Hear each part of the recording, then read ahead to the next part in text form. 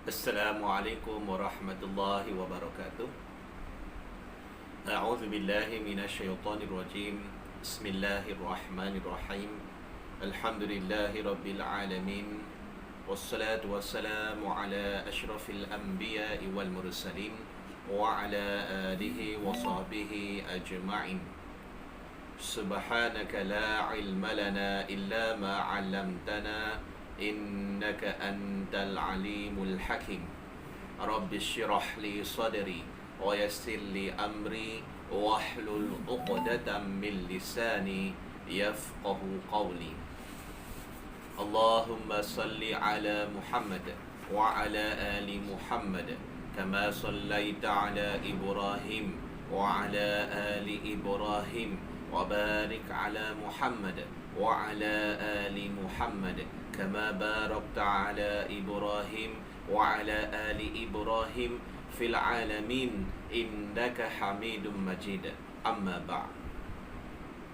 Alhamdulillah, bersyukur kita pada Allah Subhanahu wa taala di atas limpah kasih sayangnya kepada kita dapat menemukan kita kembali pada kali ini untuk menyambung majlis ilmu berkaitan dengan ilmu akidah, bimbingan ilmu akidah dan ilmu tauhid. Pada kali ini kita nak mengupas berkaitan dengan sebab-sebab kemunculan ilmu tauhid. Sebelum ini kita telah mengupas berkaitan dengan kemunculan ilmu tauhid sejak daripada zaman Nabi Muhammad SAW, sumber-sumber ambilan dasar akidah mereka dan kedudukan para sahabat selepas kewafatan Rasulullah SAW. Pada kali ini kita nak mengupas berkaitan dengan sebab-sebab kemunculan ilmu tauhid. Bagaimanakah ilmu tauhid itu muncul sebagai satu ilmu?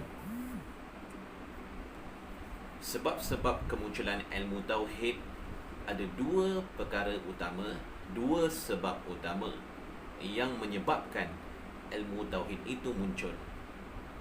Yang pertama iaitu sebab-sebab dalaman, dan yang kedua pula ialah sebab-sebab luaran.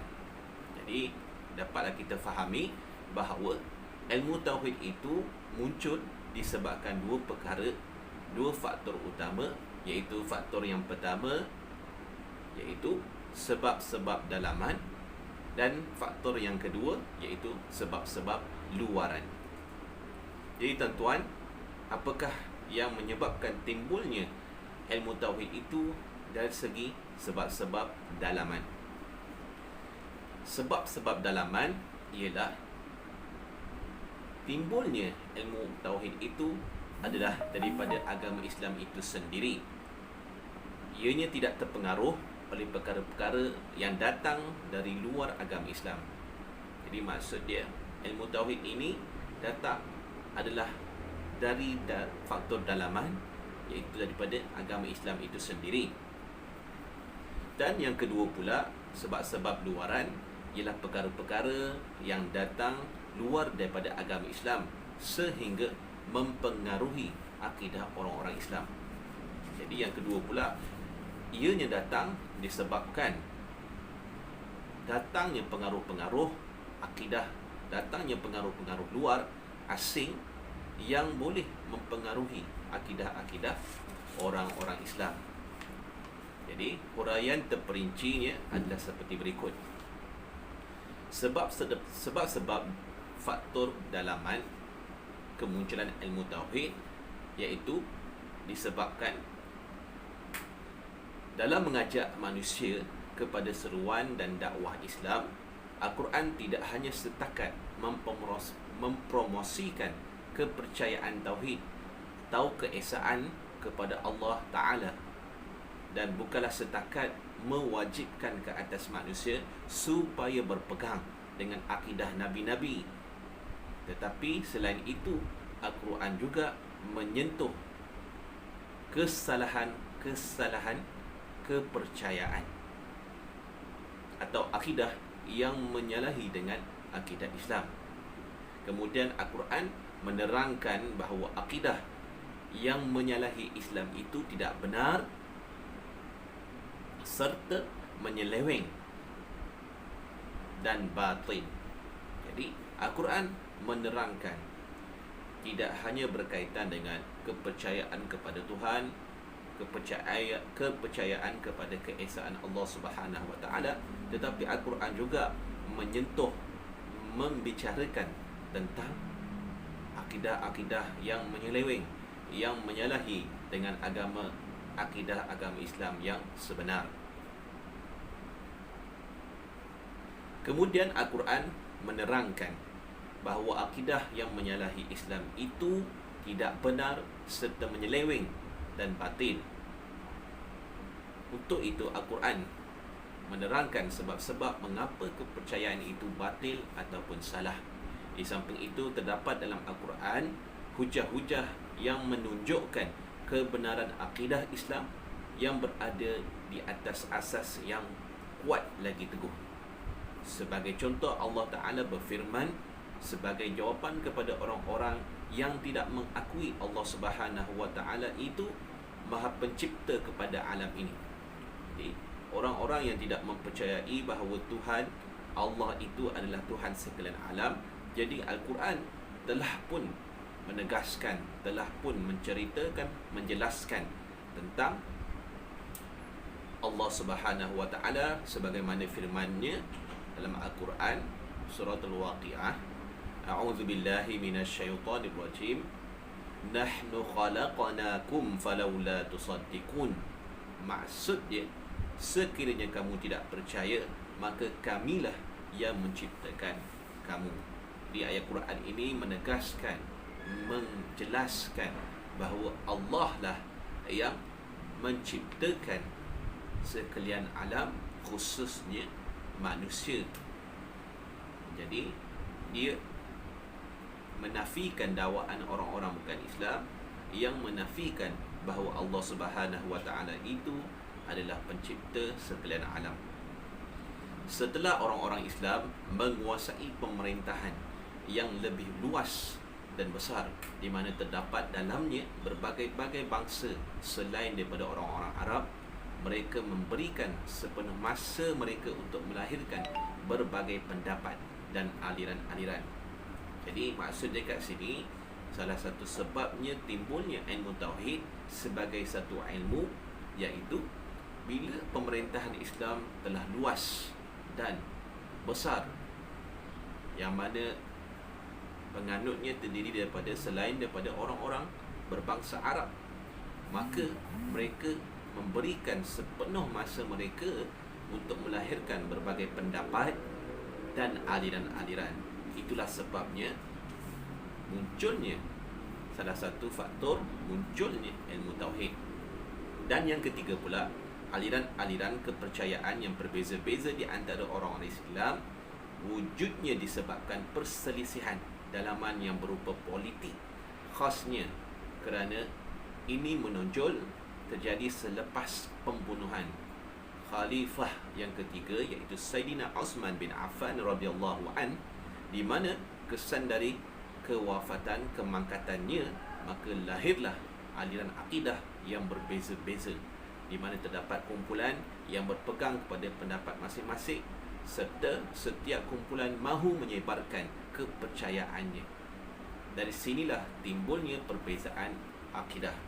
Sebabnya ilmu tauhid itu muncul adalah sebabnya berlakunya perselisihan pendapat, perselisihan dalaman yang berupa politik. Perkara ini lebih besar terjadinya adalah disebabkan kewafatan khalifah yang ketiga, iaitu Sayyidina Uthman bin Affan. Selepas dibunuh, maka lahirlah banyak aliran akidah yang berbeza-beza. Jadi maka tidak dapat lari, tidak dapat dibuat apa, maka lahirlah ilmu akidah untuk menyatukan aliran-aliran yang berbeza-beza ini. Baik, seterusnya kemunculan ilmu tauhid ataupun ilmu akidah atas sebab luaran. Sebab-sebab yang datang dari luar agama Islam, iaitu tidak timbul dari fahaman Al-Quran atau hadis, tetapi ianya disebabkan oleh pengaruh-pengaruh asing yang bukan Islam. Yang pertama, terdapat banyak orang yang bukan Arab masuk menganut agama Islam apabila negeri-negeri mereka ditakluk atau tunduk kepada pemerintahan Islam. Oleh itu, walaupun mereka sudah menjadi orang-orang Islam, tetapi mereka masih lagi membawa fahaman-fahaman, kepercayaan-kepercayaan agama dan kebudayaan asal mereka. Oleh itu, para ulama yang prihatin terhadap akidah Islam bangkit untuk membersihkan akidah Islam dengan menonjolkan kesalahan-kesalahan kepercayaan yang ditolak oleh Islam. Jadi, faktor luaran yang menyebabkan munculnya ilmu tauhid yang pertama iaitu adalah disebabkan fahaman-fahaman ataupun kebudayaan asal dari orang yang menganut agama Islam, disebabkan ditakluk ataupun tunduk kepada pemerintahan Islam, mereka masih lagi mengamalkan fahaman-fahaman, kepercayaan-kepercayaan, kebudayaan asal mereka. Jadi, para ulama yang prihatin pada waktu itu bangkit membersihkan fahaman-fahaman yang menyeleweng daripada agama Islam itu dengan mewujudkan ilmu tauhid sebagai satu ilmu ataupun silibus. Yang kedua pula, apabila orang Arab menterjemah hasil-hasil pemikiran asing dan kebudayaan bukan Arab, dan apabila kebudayaan Islam mula berkembang dan meluas secara tidak disedari, kepercayaan dan akidah bukan orang-orang Arab itu berjangkit kepada orang-orang Islam, khasnya apabila mereka membaca dan mempelajari terjemahan-terjemahan itu.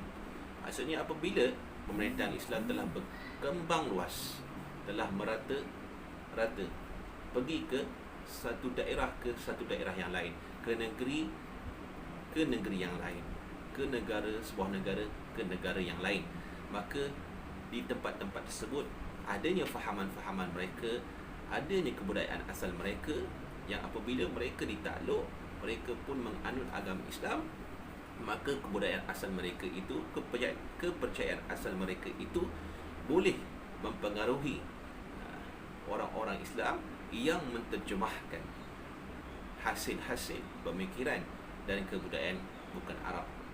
Jadi bila orang Islam sampai ke negara bukan Islam yang mana mereka telah ditakluk, jadi hasil-hasil pemikiran dan kebudayaan mereka sebelum ini telah diterjemahkan ke dalam bahasa Arab.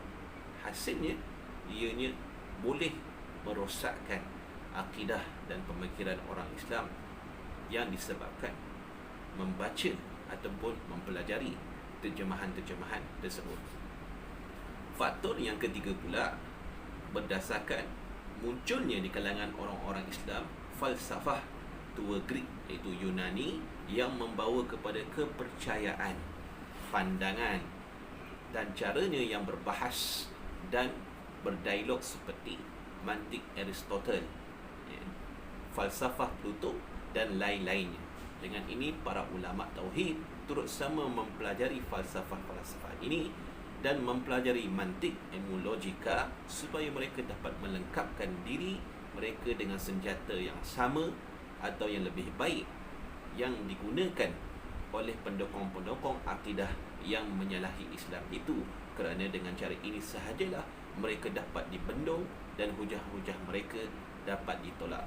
Jadi maksudnya apabila pemikiran dan falsafah tua Greek contohnya dan pandangan-pandangan seperti ilmu mantik Aristotle, falsafah Plato dan sebagainya diterjemahkan dan dipelajari oleh orang-orang Islam, maka dia akan merosakkan ataupun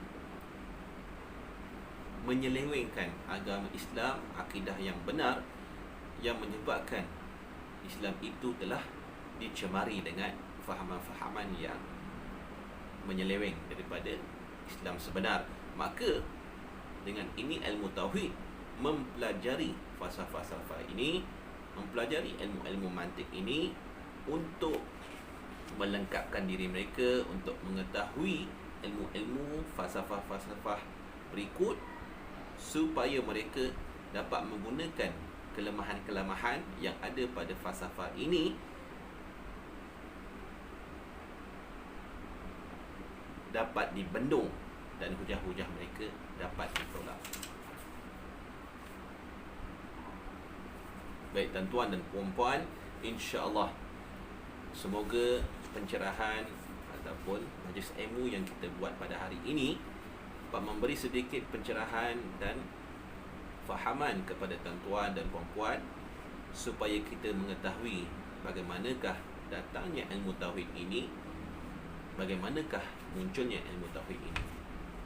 Apa yang baik datangnya daripada Allah Subhanahu Wa Taala. Insya-Allah kita akan bertemu lagi pada majlis ilmu yang akan datang, insya-Allah dengan izinnya. Assalamualaikum warahmatullahi wabarakatuh.